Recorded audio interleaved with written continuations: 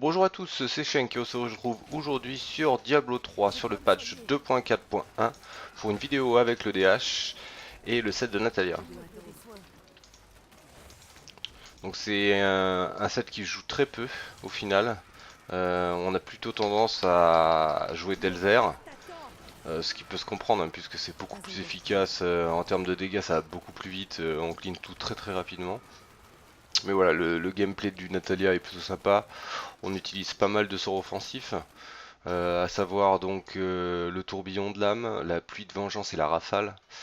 La pluie de vengeance en fait nous sert à augmenter nos dégâts et à augmenter notre défense, puisqu'en fait elle permet d'obtenir un buff qui réduit les dégâts de 60% et augmente les dégâts que l'on fait. Voilà, mais notre spell principal, le gros spell bien puissant, donc c'est le tourbillon de l'âme. Vous voyez là je suis stacké à 30, vous allez voir sur les packs d'élite ça fait super mal. Faut savoir que le first DH là, le niveau 100, ah vous voyez j'OS les packs hein, avec le tourbillon de l'âme quand il est chargé à 30 stacks. Le first DH donc avec une faille niveau 100, il joue un build assez similaire. Il ajoute juste un générateur et par contre lui il joue à l'héritage du cauchemar. Mais dans l'idée le build est identique. D'ailleurs je vous conseille d'aller voir la vidéo. C'est une vidéo qui est sur Jujipe. Voilà, et je présenterai le build donc du first, du rank 1 DH incessamment sous peu, là, dès que j'aurai un peu de temps.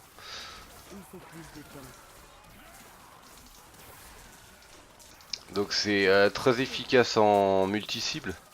La pluie de vengeance ça marche très bien, hein, pour le farming c'est top. Là je suis un peu léger niveau tankiness, mais parce qu'en fait je joue avec les Nemesis. C'est un build que j'utilise pour farm en priorité. Sachant que quand vous voulez faire de la grosse GR avec le NAT, faut les clartés déjà, ce qui permet d'avoir beaucoup plus de robustesse. Et puis quand on veut faire de la grosse GR, on joue aussi avec contrainte catalyseur et un générateur, généralement le tir de repli. Mais là c'est vrai que je joue avec un build en fait uniquement pour faire du farming quoi. Donc là vous allez voir, je suis chargé à 30 stacks, Vendetta, pluie de vengeance pour augmenter mes dégâts. Voilà, vous voyez ça met des bonnes claques quand même là sur le boss. Et encore j'ai que une pièce ancienne.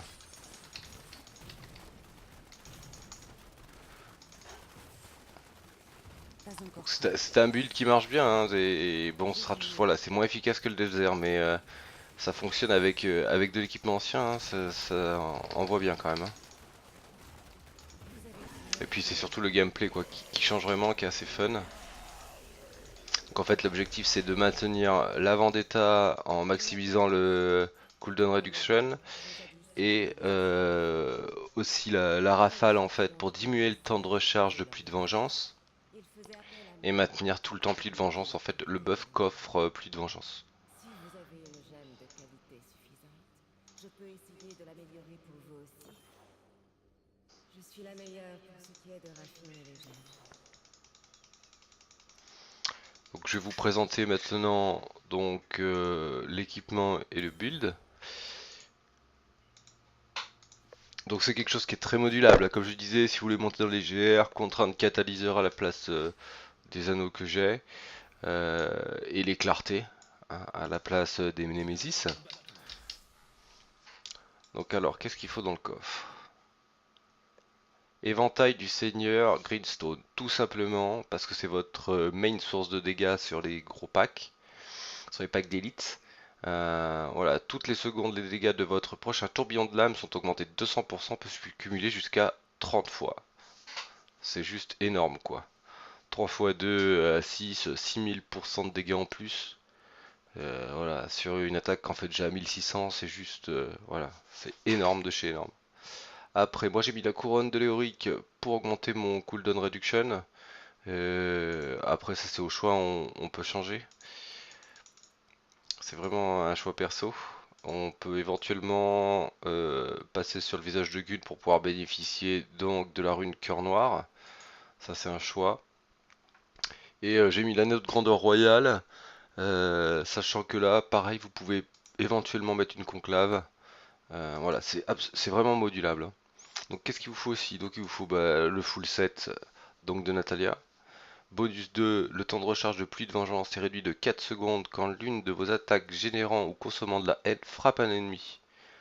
Donc c'est pour ça qu'on utilise Rafale, puisque vu que ça touche tout le monde, du coup notre cooldown de pluie de vengeance est très très court, hein, ça, on l'a en permanence. Bonus 4 pièces, pluie de vengeance inflige 100% de dégâts supplémentaires, c'est ce qui vous permet d'avoir un clip vraiment intéressant. Et bonus 6, pluie de vengeance augmente vos dégâts de 500% et réduit les dégâts subis de 60%. C'est pour ça qu'en fait il faut avoir le debuff de la pluie de vengeance en permanence. Comme ça vous êtes beaucoup plus tanky et vous faites beaucoup plus de dégâts. Après il vous faut le pantalon de maléfice, tout simplement parce que vous êtes tout le temps en déplacement. Il vous faut aussi le mantelet de canalisation, augmente les dégâts et réduit les dégâts subis pendant la canalisation de trombe, tir rapide, rafale. Voilà, c'est ce qui nous concerne. Donc voilà, c'est pour être un peu plus tanky et avoir un peu plus de dégâts quand on utilise donc ce build. Euh, En brassard, donc j'ai les Nemesis, mais il vaut mieux utiliser les clartés. Tout simplement, là j'utilise les Nemesis pour le farming, pour faire pop les élites sur les sanctuaires. En ceinture, il vous faut la pluie battante. Pluie de vengeance invoque aussi bête fracassante qui inflige 3282% de dégâts de votre arme, sachant que quand ça se cumule avec le debuff de la pluie de l'ombre, voilà, ça fait super mal. Après les anneaux, alors là les anneaux c'est vraiment au choix. Là j'ai un nat, mais c'est pas obligé. Là les anneaux vous faites ce que vous voulez, sachant que voilà, si vous voulez vraiment taper de la GR, contrainte kata, et à la place du pet, je vous conseille vivement d'utiliser un générateur. Tir de repli c'est très très bien par exemple. Voilà, après la mue, ben, le must c'est la une Hellfire. Maintenant on va passer donc au gemme, il faut la perte du piégé, il faut le fléau des accablés, et en dernier le flot des puissants si vous voulez par exemple, c'est très bien. Alors ensuite, les talents, pluie de vengeance avec pénombre, rafale, ombre mouvante, tout simplement pour augmenter votre visée de déplacement lors de la rafale. Écran de fumée, manœuvre, voilà, toujours dans le même but, augmenter la vitesse de déplacement, c'est très intéressant. Tourbillon de lame, donc voilà, notre même source de dégâts. Vous lancez des couteaux en spirale autour de vous et infligez un montant de dégâts de foudre égal à 1600% des dégâts de votre arme à tous les ennemis dans les 20 mètres. Voilà, ça fait méga mal quoi. Quand on est sous le debuff pluie de l'ombre, vous voyez ça OS les élites, j'étais sur une faille 47 là, sachant que j'ai vraiment très peu d'équipement. Donc ça fait vraiment vraiment mal. Compagnon chauve-souris. Alors moi j'ai mis ça tout simplement pour avoir un tout petit peu plus de haine, de génération de haine, et donc de pas avoir de soucis quand je me retrouve pas sous Vendetta, puisque il me manque environ 3 ou 4 secondes pour être en perma Vendetta. Donc après Vendetta. En ce qui concerne les passifs, embuscade, vous infligez 40% de dégâts supplémentaires aux ennemis disposant de plus de 75% de leur point de vie.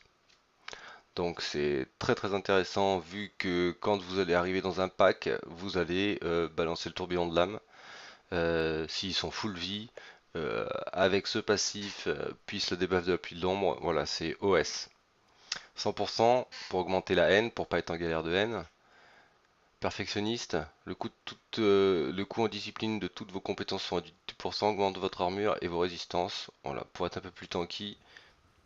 Et élimination des faibles, vos dégâts contre les ennemis ralentis et glacés sont augmentés de 20%. Tout simplement parce que avec la perte du piégé, les ennemis vers lesquels vous vous rapprochez donc sont ralentis et donc vont bénéficier de ce debuff de 20%. Voilà, j'espère que cette vidéo vous aura plu et je vous dis à très bientôt sur ma chaîne.